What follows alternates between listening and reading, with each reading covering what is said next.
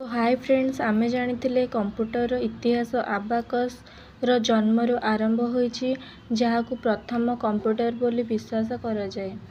तो एबे कौन हैला ना it is said that Chinese invented abacus around 4000 years एगो।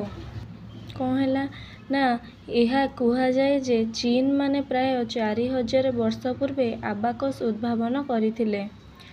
Then Napier or Bones, it was manually operated calculate device which was invented by Johann Napier of Merchiston. So the tools became known as Napier bones. कौन कहगला ना नापियर हाड़ एक मानुआली भाव में कार्य करुवा calculating device थिला, जहाँ नापियर द्वारा उद्भावन करा जाइथिला। It was also the first machine to use the decimal point. कौन हैला ना यह दशमिक बिंदु व्यवहार करिबारे प्रथम मेसीन थिला।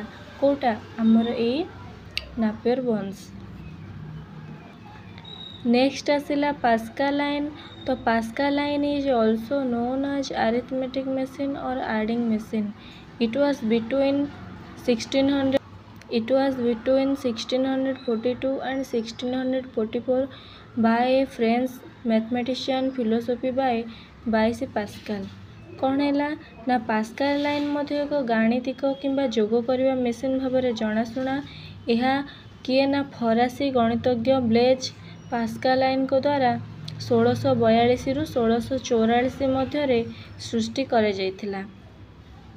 It is believed that it was first mechanically and automatic calculator। कौन हैला ना यह मध्य प्रथम यांत्रिक एवं स्वयंचालित कैलकुलेटिंग बोली विश्वास करा जाए।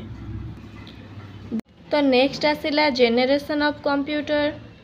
The generation of computer is based on when major technological changes occur within the computer.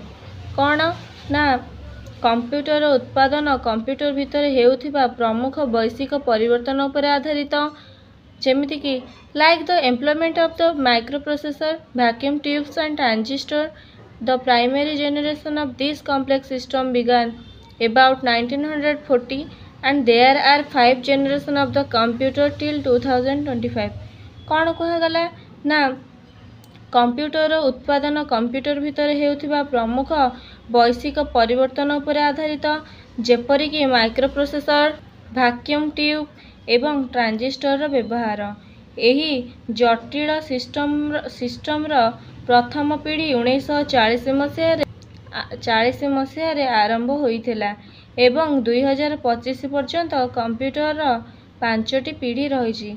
तो जो माने बुझी पारु नाहांती से माने मते कमेंट करंतु, मु आउ एक नुआ वीडियो अपलोड करिवी।